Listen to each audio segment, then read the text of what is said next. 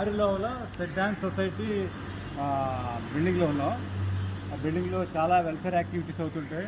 కొన్ని వేల మంది కొన్ని రకరకాల వాటిలో నేర్చుకోవడానికి టైప్ ఇన్స్టిట్యూట్ అని, కోచింగ్ సెంటర్ అని, హాస్పిటల్ అని, సర్వీసెస్ అని, లీగల్ అడ్వైజ్ అని, ఇలా రకరకాలుగా వస్తారు. అయితే ఇంత పెద్ద బిల్డింగ్, ఇక్కడ చాలా సిస్టర్స్ కూడా చాలామంది ఉంటారు. చూడండి, ఇంత పెద్ద బిల్డింగ్ నుండి వర్షం పడినప్పుడు మొత్తం నీళ్ళంతా కూడా ఇంకుడు ఎంత బాగా పెట్టారంటే వీళ్ళు ఆరిలోవ సెయింట్ ఆన్స్ సొసైటీ నిజంగా చాలా ఆదర్శం. ఎందుకంటే అంత పెద్ద వర్షాలు పడినప్పుడు ఆ నీళ్ళన్నీ కూడా అలాగే వాళ్ళు పెట్టిన డ్రైనేజ్ సిస్టమ్ ద్వారా ఇగో చూసారు కదా, ఇది ఇంకుడు గొయ్యి.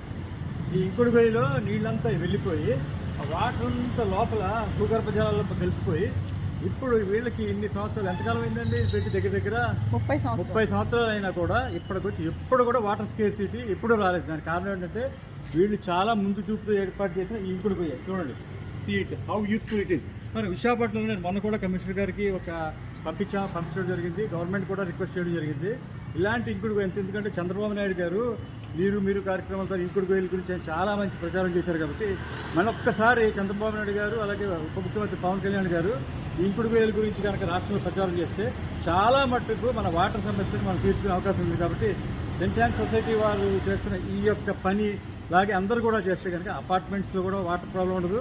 అలాగే చాలా చోట్ల ఇండివిజువల్ హౌసెస్ కూడా వాటర్ ప్రాబ్లం లేకుండా అందరూ కూడా భూగర్భ జలాలను కాపాడుకుని, దీనివల్ల ఇంకోటి ఇంపార్టెంట్ ఏంటంటే న్యాచురల్ కలామిటీస్ కూడా రాకుండా కూడా తెచ్చిన అవకాశం ఉంది. కాబట్టి ఇది అందరి వెల్ఫేర్ కోసం కాబట్టి ఆలోచించండి ఒకసారి.